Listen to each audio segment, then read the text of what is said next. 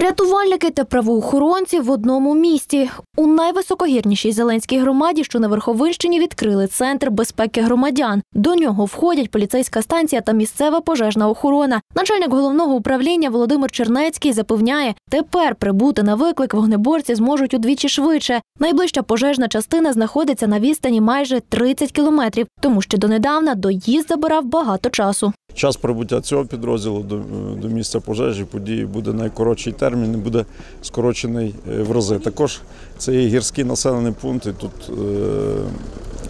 часто бувають повені, підтоплення, які пов'язані з різким погіршенням погодних умов. Також рятувальники спільно з громадою, спільно з добровольцями, працівниками поліції будуть надавати допомогу населенню також в ліквідації наслідків повені, також дорожньо-транспортних пригод, інших подій, які можуть трапитись. Обслуговуватимуть пожежники та поліцейські 6 населених пунктів громади, в яких проживає майже 2000 мешканців. Голова Зеленської сільської ради Володимир Феркаляк каже, такий осередок був необхідним, адже безпека жителів в пріоритеті. Ми віддалені від району і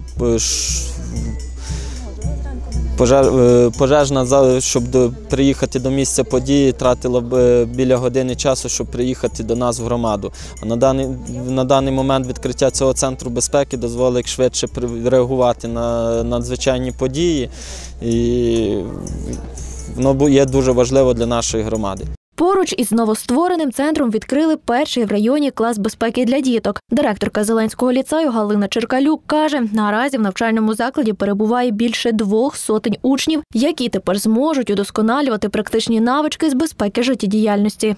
Цей заклад створений задля навчання учнів безпеки, життєдіяльності, пожежної безпеки, цивільного захисту, медичної безпеки, правил дорожнього руху, поводження на дорозі.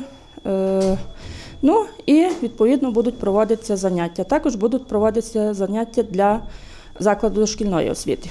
До слова, центр безпеки є вже третім на території Верховинського району. Раніше такі заклади запрацювали в селах Белоберізька та Яблуниця Білоберізької територіальної громади. Віталія Ковч, Андрій Гаргара, телеканал 402.